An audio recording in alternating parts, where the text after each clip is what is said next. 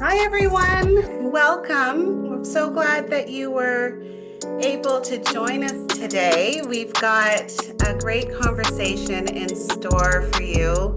I'm so glad you're here. I'm Kendra Baidu. I'm the co-founder of Still Standing Retreats, and I'll be your moderator today. When I first dreamed up Still Standing, I knew I wanted to partner with the very, very best. And that's why I reached out to my longtime friend, Jody Balcom, a best-selling author, grief coach, and powerhouse speaker. And she's lived an extraordinary story, and her son, Keegan Balcom, a certified clinical and forest therapist who's all about guiding people through life's toughest moments. So, Jody, you've written and spoken so much about grief. In your book, you use a metaphor to describe grief. Could you talk to us about that? I think it might be a nice way for you to introduce yourself. Yeah, for sure. So, when I published my book a year ago, that was when I had been about 16 years removed from losing my husband. So I had the perspective of a little bit of time and distance on my grief journey. And I portray grief as an ocean. And in the beginning, I describe the feeling of being pulled out in an undertow and constantly feeling like I was drowning, right? I was exhausted from treading water, and I couldn't predict when the next waves were going to crash in. And there were brief moments where the water would calm enough that I could feel like I could get a little bit of air, yet it was really, really overwhelming. And just the force of the water was really confining, and it was just so much pressure. And then I use the image of a lifeguard's life ring to symbolize that help was available to me. And even in the beginning, when I couldn't grasp it, I knew it was there. And so over time, I listened to a comforting and familiar voice that inspired me to grab it and then hold on and be pulled in to the shore. So with that persistent support, I gradually made my way to the shore. And that was a place where I found stability and started to heal. And even though the ocean is always in motion and it continued to move, the force became a little bit less immediate. And I was able to just observe it from the relative safety of the shore. So for me, the shore was a symbol of hope and support and the gradual arrival of stability. And so I felt like the metaphor helped me to explain the dual nature of my experience with grief. And so, on one hand, my grief was really overwhelming and isolating, like that, the storm on the water and the waves coming crashing down. So you're just really trying hard to survive and not drown and keep your head above the water. And then on the other hand, that journey towards healing, where that was marked by the support of loved ones and the strength that I found within myself. And so that life ring for me and that familiar voice, it was representing the external help that I received, but also that inner resilience that encouraged me to step out and grab into and reach in for that support. So moving towards the shore, that signified the gradual healing process of regaining some stability in my life and a place where that healing could start to occur. So that was like acknowledging that there's lots of ebbs and flows with grief, but ultimately the metaphor for me spoke to my experience of loss. So while there's pain from grief that is ever enduring, the journey through it also is one of growth and resilience building and the realization that healing, and though it can be very gradual, it is indeed possible. So that's my experience told through the metaphor of the ocean of grief. Wow. Okay. Thanks for sharing, Jody. Um, Keegan, for people who aren't familiar with forest therapy, are you able to explain it in a really simple way for folks so we can get to know you a little bit? Absolutely. With forest therapy, the premise is returning to our natural rhythm, returning to our nature. And there were years that I was serving in the clinic, and that was where we're wrapped up, where we're getting to this very face-to-face mode. And I found people are more genuine when they're in the comfort of outdoors, and that's the premise of nature therapy and forest therapy is allowing the nervous system to really settle in the comfort of the forest and the comfort of grass and being outdoors. And Jody, I loved how you are reflecting on the ocean. That's exactly what we do. Sometimes we just watch, we breathe. And for whatever reason, the human psyche and the human emotion is so much more comfortable when it's engulfed with the wind, when it's the sun is shining down on us, and when we're in these kind of states. And this is what forest therapy essentially encompasses, is our natural state of being outside what we believe should be happening, and creating a little bit more security in just who we are.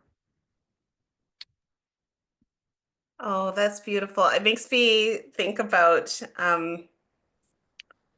just how refreshing it can feel, even just like a walk outside and, just taking in some sunlight, and the fact that there's a whole specialty around how to make the most of that in our healing is it's incredible in general, but also incredible that you've decided to focus on that, Keegan. So now, Jody, Keegan, we're tackling a tough question. It's a pretty common question for those who are navigating grief. Um, we when we lose someone, we think about how are we going to commemorate that loss, and how are we going to make sure that we put ourselves and the people around us in a position where they will not forget, all of the beautiful things that that person brought to the world. But sometimes we worry that we might forget or dishonor that person in forgetting, and that fear can keep us stuck in pain, because sometimes we attach that feeling of deep pain with honoring the person that we've lost, that feeling. So I'm just wondering if we can figure out how to move forward without letting go of the memories that matter most. So I'll start by asking Jody, do you have moments when part of your grief was tied to the fear of forgetting, and what was that like, if you have that? 100%, very much so, especially at the beginning. I would say like within hours, I had a friend of mine come over to the house after she learned of the news, and she started to pack Chris's clothes in plastic bags. She's like, you might want to smell him later. And then I remember like taking a recording device, because smartphones weren't really a thing yet, and like recording the answering machine because it was his voice that was on it. And I was consumed with kind of capturing all of these things because I was so worried, because Alexis was only 8 months old. I felt a great amount of pressure to remember everything so that I would be able to share with her what I could, so that I could create a relationship for her with Chris. And that really consumed me at the beginning. And I found myself, navigating that, being aware that I wanted to do that, but also not having the capacity to retain. And so I did start to write things down as different memories were coming up, in an effort to collect all of those things, realizing that I wasn't at my best. And so being able to think about being able to go back to those things later on. But what happened for me during that process, and that went on for years as I remembered different things, I would write these things down, but that allowed me to grieve in smaller chunks, like deliberately focus in on that memory and capture it the way that I could, and grieve it in a different way than the overwhelming everything else that was going on in my life. And I found a little bit of solace in that after I was aware enough to realize that it was helpful for me to actually sit in those memories, be sad about it, be like all of the different things. And I was trying to think, we talk about fear, but fear is like a layer of an emotion that underneath fear, there's a whole bunch of other things that could be present.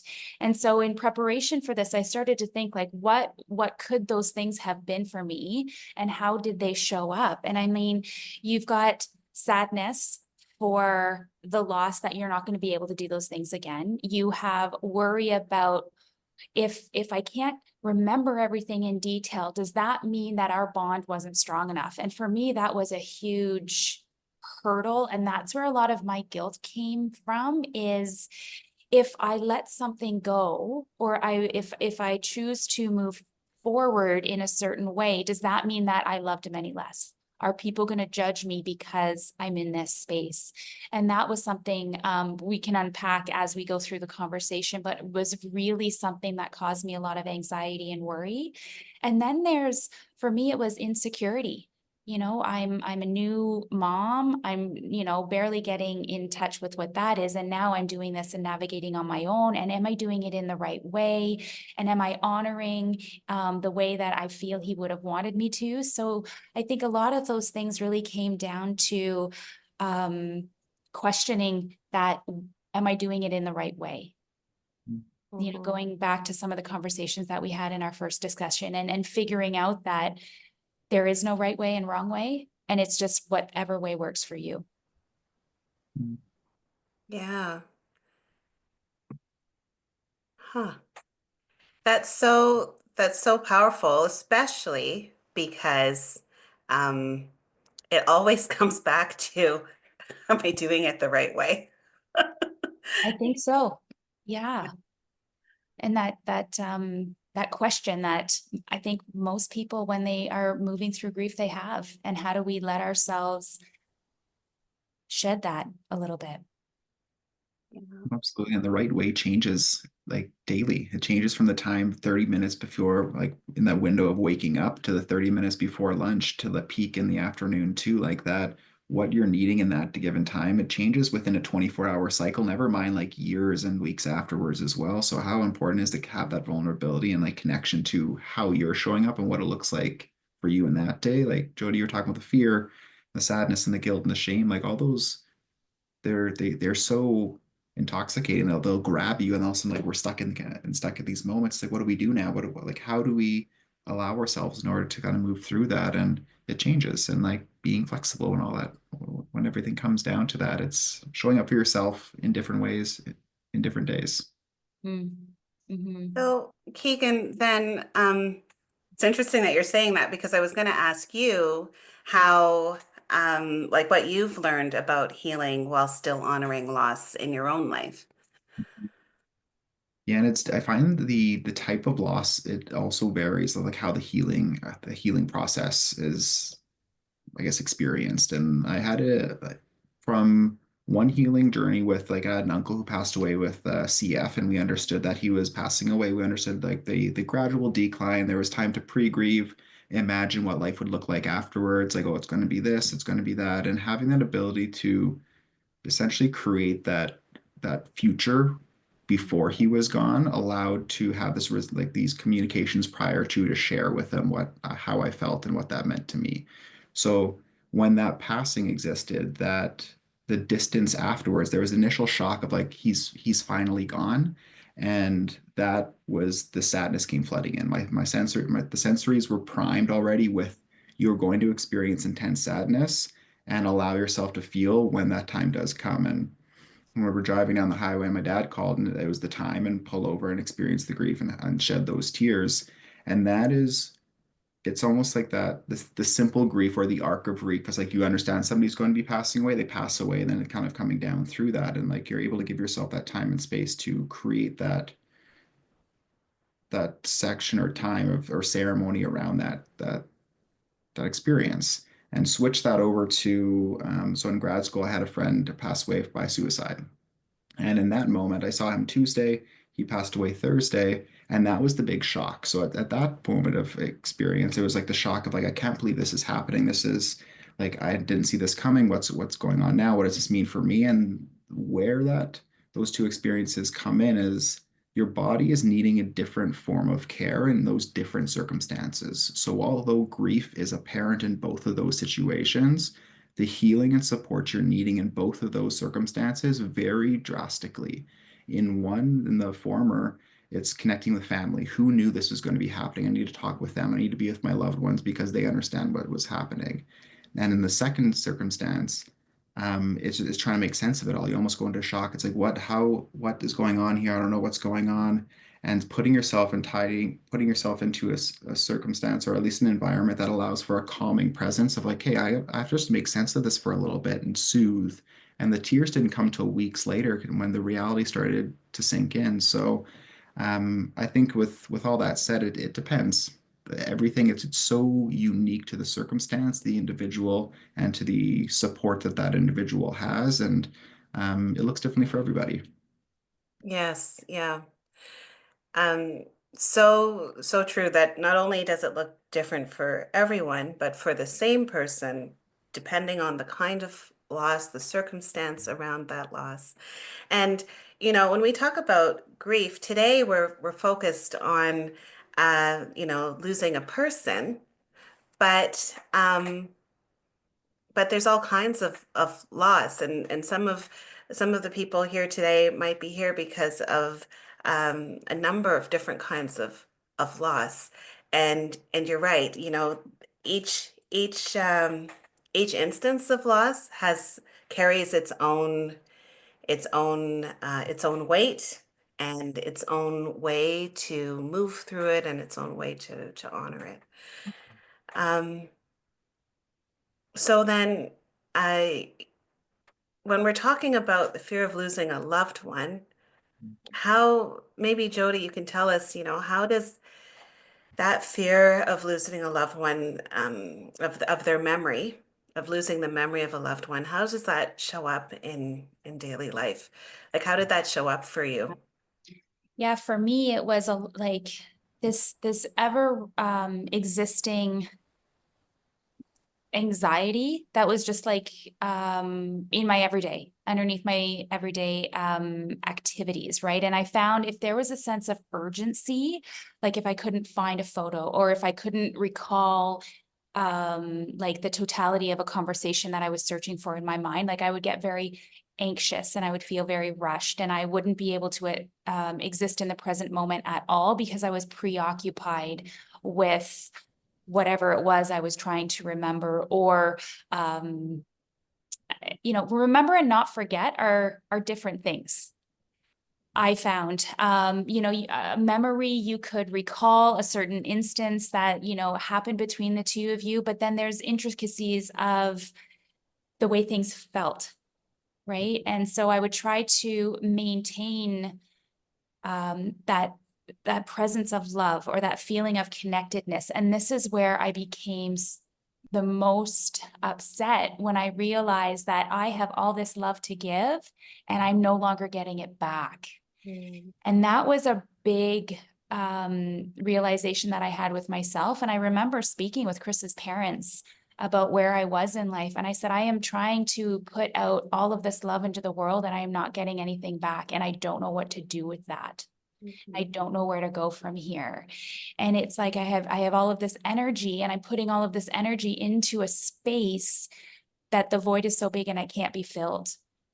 And so that realization that I was exhausted because I was putting out all that effort of love. And I learn now, like, that is the true testament of grieving, right? Grief is the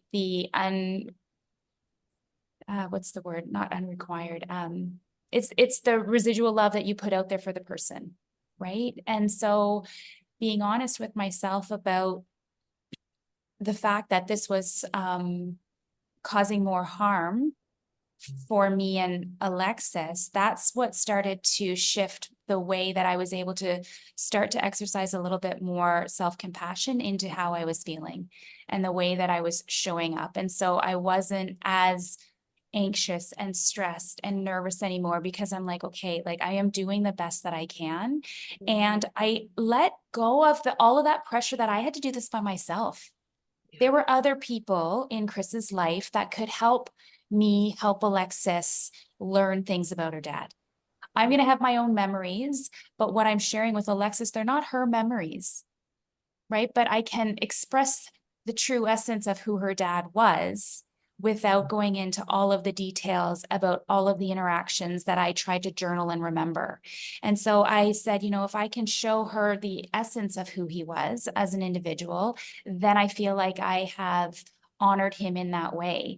And I don't think that this is just something that will apply to people who have lost a father and you're trying to hold that for their child. I think that this can transcend all sorts of people losses, right? People often will ask me, tell me about who Chris was, right? And I'm able to bring that forward in the words that I use to describe him.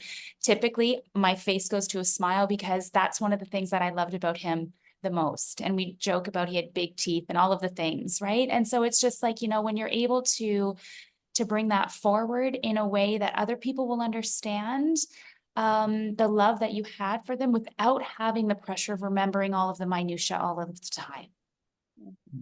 So when I came to that realization, I feel like that helped me to show up in the world with a little bit less of that undercurrent of anxiety that was there for a good amount of time as I was navigating and learning, and moving through my grief.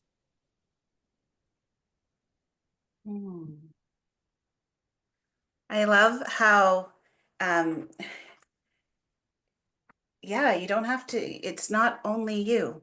Other people, especially in some losses, um, the person you've lost, they've built relationships beyond you, and all of those different perspectives can actually give you uh, almost a fresh view of who they are, because everyone is going to be more than just our experience of them. And yeah, that's a really great point, Jody. Um, Keegan, what do you have to add to that? Like, what do you think people can do to keep those memories alive? Yeah, and like I think like before kind of getting into that too, Jody, thank you so much for sharing. I think like that honoring the essence of them is such a beautiful, like it's such a beautiful notion. It just like knowing who they were beyond who they like appear to be and all these different like hats that they're wearing. And the more that we are able to gather information about how other people saw them, we're able to like create this like united or unity of like who they were and who they are. And as we grow through our own lives, we develop more language, we develop more feeling, we develop more awareness that we can then bring that awareness to their memory to allow it for, again, that more full version of who they are. And it's beautiful, even just the way that you're able to, or you are like sharing about Chris. And I always like love that, like about you too, being able to share with Chris, like the smile and the emotions that go along with it. And that it's beautiful. And like that's with honoring the person who is no longer with us. And for me, that's what the journey of life is. It pertains to it, just like this grief part of it. Grief is with us every day. Like we grieve our days, we grieve the conversations that were never able to happen, we grieve the people who, or the lives that were not able to happen because this person was no longer with us. And honoring that time it's important. So the remembering part for me is it's we need the sharing, the remembering of the memories that we have with that individual or individuals, and having the writing component for me is, I'm a big writer, so allowing like my memory to transfer onto paper to be able to see what my brain is acting in a certain point, that's a big part for me. And going through pictures, allowing the pictures to remain up. Like, what is it? What did it look like? What did it feel like? And those cues of either writing and remembering, and then seeing, the more we can activate the different senses, the stronger the memory is going to be. So allowing those parts of throughout the day or meals or scents or whatever that looks like create the most tangible memory that you possibly can have with them in mind. And you get to embody that state again. And although we'll never get back to the point of experiencing that person, we can inch our way closer to have that proximity to what it felt like when we were with them. And I think that's something that's just really beautiful. Being conscious beings now, we can choose to go back in time to remember what it was like to be around that person. And that is just, it's such a beautiful gift that we're able to share. And even more so when with people who understand what it's like to be in that situation of fear of, well, what if I don't do this, or what if I don't do that, and what if I forget? And yeah, that's why we're here. That's why we're having these conversations, so that people are granted the invitation, or provide the invitation to remember. Mhm. And also, what I'm hearing from both of you today is, yes, the invitation to remember, but also to put down some of the pressure to be the sole carrier of that person's legacy, and to understand that their legacy is bigger than what you can remember, and it's okay if you don't carry every memory forward, that their legacy is still intact. Mhm. Hmm.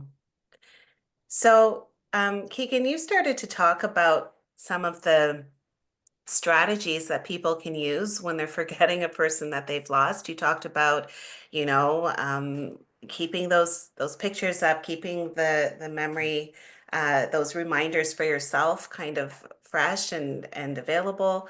Are there any other strategies that you want that you think people could benefit from? Um, Really, whichever ones brings the most vividness back to like your memory, your circumstance. So, if you're a very tactile person, just like remember like a material, or me being outdoors. There's a lot of the grief that I work with are people sitting outside, and there's a tree that really makes or provides that remembrance, or oh, this log or the ocean really provides me this opportunity. So we go sit by those pieces in nature and just sit and wait. And the more we're with the things that remind us of that individual, the more the feelings will come in and allow that memory to be just more full. So being outdoors is a beautiful way to support that exploration. And again, using the senses. So what the smells, the tastes, the vision, the hearing like favorite song, or looking back through those memories of playlists. I know songs are really big, and Jody, you're nodding. So I know Chris was quite the enjoyed his music very loud at certain opportune times in the day. But and just those little moments, it's like it's allowing like where can I have my perceptual senses connected to stimulate the memories that these people have within my experience, and retrieve those. It's like it's they all too often they kind of get buried into our memory bank, and we forget to retrieve. And if we're not retrieving these memories, like they become much harder to collect when we choose to remember. So I do encourage kind of going and just seeing what's down there, allowing the senses. Like we don't need to just go through meditation or through journaling. We could use the senses that we have in order to use little cookie crumbs to get back to the people that we love. So, I'm just going to piggyback on what you said, Keegan, because you were talking about how you can kind of put some strategies in place to remember. What are some strategies that we can put in place to be okay with forgetting? Hmm. And similarly, it's creating like times. It's creating blocks of time. We usually talk about like a grief time or a worry time or an anxious time. Writing things down like, hey, this is what's coming up for me during a certain part of the day. I'm going to give myself 10, 15, whatever time limit you feel appropriate at that time to think about, feel this, and allowing yourself to go. If you need a timer, put a timer on. If it's just a couple songs, and allow that to be.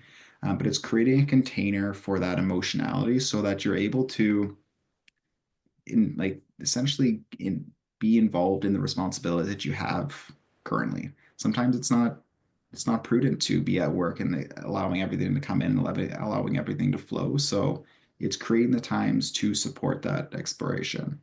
Um, and yeah, I think that's a big part for in my routine. It's creating parts in the day. So that's what I'd recommend. What about you, Jody? What can we do to be okay with forgetting? I know that remembering is really, I think our culture has set us up to remember, but it hasn't really give us tools for how to be okay and not to have that guilt and that those big feelings when we forget. Yes. So, I mean, self-compassion, I go back to it, but it's a big word, right? Or it's a really hard thing to be able to action when you're not used to doing it. And I will share just this week. So I am not in Canada right now. I flew down to Mexico on a red-eye flight on Friday night. And so I arrived on Saturday, which was February 22nd, and I take my transfer and I'm traveling alone and I get to where I'm going and I'm exhausted. So I take a nap. And I get up the next day and I realize I have missed February 22nd. And that is Chris and my wedding anniversary. And so while I'm having my coffee on Sunday, February 23rd, I had this moment of, I lost the day and I didn't remember yesterday. I am remembering now. And I've learned over the time in my life that it's okay not to remember everything on certain days, right? And it's like, okay, I am remembering now, and that's okay. And this is what I'm going to choose to remember as I'm having my moment, having my coffee, thinking about, some of the things my dad said to me before we went down the aisle, seeing him in his uniform, all of those things that are the happy memories of that day for me, because I am a little bit more removed from it. I can access the joy that those moments bring. And also acknowledge that it's okay not to remember things on the certain days, right? And when things do come up, when you realize you've forgotten something, that's okay. You're not forgetting them. You just happen to be going about your life and filling it with other things that were preoccupying you. And that's you healing too. And so acknowledging that forgetting isn't or not acknowledging a day doesn't mean you're forgetting. It just means that you're doing it at your own pace and in your own time, and that a little bit of a reprieve from that is actually part of the healing process. And you can let this person be remembered however you'd like, but you can also have gaps of time, and that's okay too. Mhm. Thanks for that, Jody. It's just uh there I don't know. I just feel like our society has so many you shoulds and why don't you? And um this conversation is an opportunity to kind of put down some of those you shoulds and Yeah, to pick up the I need yeah, and I yeah, am. I am. Yeah. Yeah, this is what I can do. This is what I am doing. Yes. Right? And this is what I can do. Some days your level of can and your effort is going to be different, Mhm. right? Your whole with 7 days in a week, all of those days could be very, very different in what you're able to take on and what you can do. And just accepting that you're giving what you are able to in each of those moments. And that I think has helped me exercise self-compassion too, because in all of the moments I am doing my very best, and what my very best looks like today and tomorrow could be different, but that's what I'm doing. And that's where resilience will be born. And that's that inner voice in the metaphor that you're going to be able to access, you can draw from. And the stronger that voice gets, and the more you're able to show up at a little bit more in the day, the more you're going to be able to bring those other supports in that can help you. And you've talked about self-compassion a lot. Mm. Um, and this might be tricky to answer right away. So if you need a moment, then that's fine. We'll move on. But I just wanted you talk about self-compassion, but you also mentioned how that's hard to do sometimes. And it's hard to even understand if we're not in the habit of exercising self-compassion, we might not even know where to start or how to recognize whether we're doing it already or whether we need to start. Um, if there were, let's say, three things that someone could uh, take away to understand how to how to be compassionate with themselves or how to recognize when they're not being compassionate with themselves. Uh, what might those things be? And it's fine if you need a moment, especially since I said three things. It's three things. Yes. I want them to be impactful. But the first thing that comes to mind, Kendra knows I talk things out. I'll get to my point eventually. I don't do things inside. It's mostly out of my mouth at the same time that I'm processing. But I read the book, The Four Agreements. I don't remember the author, and I don't remember all of the agreements. But the one that I do remember, Kim, could you look that up and just put it in the chat? Because The Four Agreements is a very powerful book for those who aren't familiar. Yeah. yes. So the one that stuck out the most with me is people are doing their very best in every moment. Mhm. That includes me and the people that I am around. And so when I started to show up and repeat that over and over in my mind, that gave me a little bit more grace for myself and for the other people that were around me. Right. And so I am doing the very best that I can. Also, stopping with the shoulds. You talk about all of the shoulds. When I find myself, or I found myself saying, I should be doing this and I should be doing that, it's almost like I visualized a stop sign to interrupt that negative self-talk and replace it with what next. Right. So I've got like the agreement and then the stop sign with the what next. I'm going to let Keegan continue while I come up with a third one. You're such a Keegan, great job, Jody. Yeah. what Yeah, are your thoughts around self-compassion? absolutely. And the self-compassion, it's probably one of the most challenging. I've been talking a lot with this actually in like in clinical land that I've been living in right now. It's the how much easier it is to be there for somebody else and be that compassionate person, and the things that we say to the people that are around us, and how challenging that is to say those same things internally and say that for our own like just sense of being. And um, we have an inner critic, and that inner critic gets loud, and it'll pick up on all the little things that are in within our lives and try to like knock us down and try to get us into these points of just angst or frustration, or just we need to be doing something at this time. And I think Jody said it beautifully when we're like, we need to see where we're at in that time, and knowing that what we're doing now is our good enough. It is, that's where we have to exist, is the understanding that everybody that we are in our circles or who we interact with are showing up today. And that is what all we can ask ourselves, is being aware and just honest with ourselves. Is this the best that I can do today? And whatever that looks like, if we're firing at 2% or if we're firing at 95% of like, okay, this is me today, and acknowledging that that's good enough. And being around people who provide that invitation to be okay wherever you are is also an important piece. And having that communication with loved ones, be like, hey, I'm firing here today, or I'm at a 2 out of 10 today. Okay, thank you. And like having that reciprocity as well. So in short, it's taking that understanding that every day is going to be different. And just as the cycles of nature change, so too do our internal cycles. So one is understanding that we are a continuous movement of change. Two is surrounding yourself with people who also understand this and like have that compassion and maybe provide you the compassion that you may not be able to experience yourself.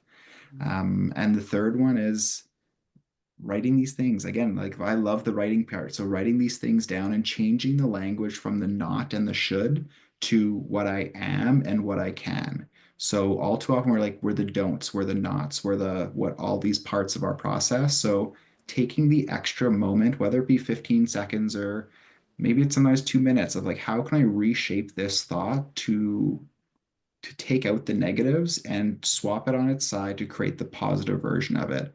Because all too often we're like, I don't want this, I don't want that. It's like, okay, thank you for sharing, but allow yourself to take the breath. It's like, what do I want right now? And encouraging our own internal thought processes to work in that positive language is one of the, I think, the greatest gifts that we could ever provide ourselves.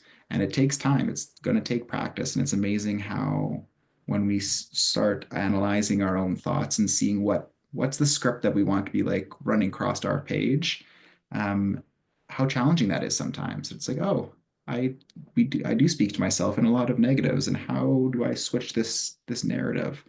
So yeah, that's just a little bit of thoughts that are on top of my head right now. But Jody, I'm excited to hear your third. You did great as I was coming up with my third key.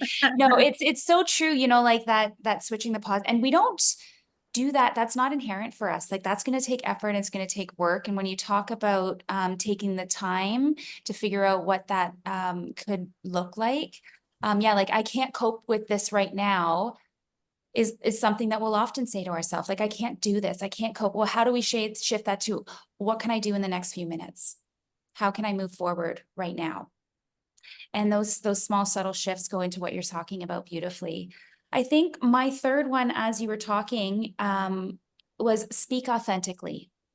And so what I mean by this is saying what you mean and asking for what you need when you know what it is you need. Sometimes it takes some time to get there, but really just being honest and stepping into that space of vulnerability. Because what I've learned is that people will meet you at your level of authenticity. If you are guarded and you are holding back, others are going to be very reticent to try to move forward from that place. Right. And which is why it's sometimes so difficult to find your people in grief, because they don't know what to do with your guard.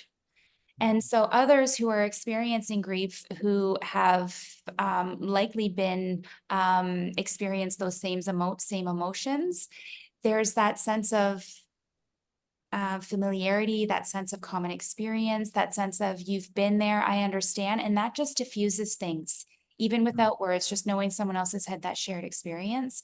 And so it's finding your people, finding your community, and stepping into spaces where you know others have experienced what you have, in an effort to be able to start to access your words and access that those thought patterns that help you move from the negative to the positives together. Thanks. Wow. Okay. I've been taking notes. I'm going to be the queen of self-compassion. It's coming. There was one question, Kendra, about suggestions, what suggestions we have for those that are experiencing compound grief. So people who have suffered multiple major losses within a few months. And so that is so hard. I mean, grieving one thing is hard. When you're grieving multiple things, you know, it does compound. And it makes the weight likely a lot heavier. So Keegan, from a clinical perspective, I want to throw that one to you to help kind of with navigating that. Absolutely.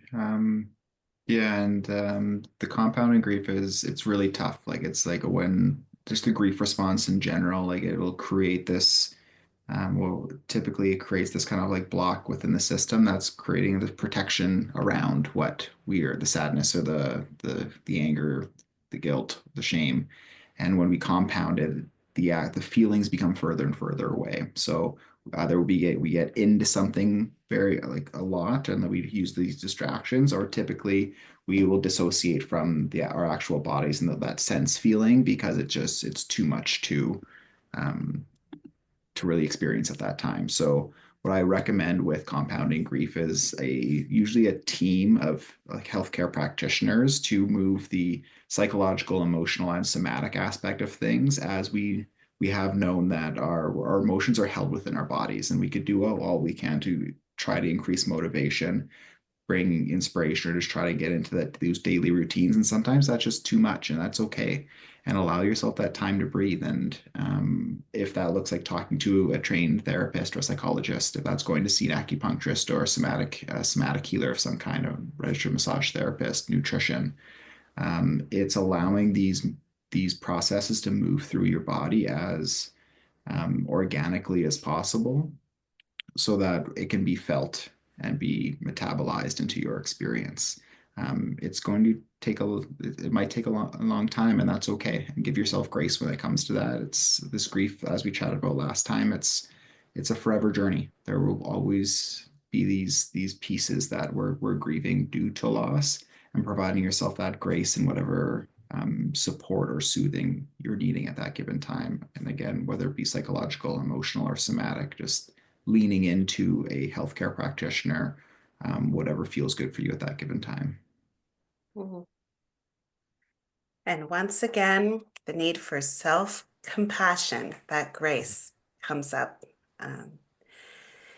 Well, I just love, these reminders to kind of reframe those, especially those internal messages, and to look at ways that we can turn I can't into what can I do, and and then to be okay with what I can do, and then to show up authentically, so that I can find my community, and they can help me to get to the next step. So, we have a retreat coming up. Is that something we can do to help ourselves with self-compassion, with being okay with forgetting. Um, I don't know, Yeah. Jody, did you want to you want to Yeah, talk? that kind of stems from finding your people and finding the people who have that common and shared experience.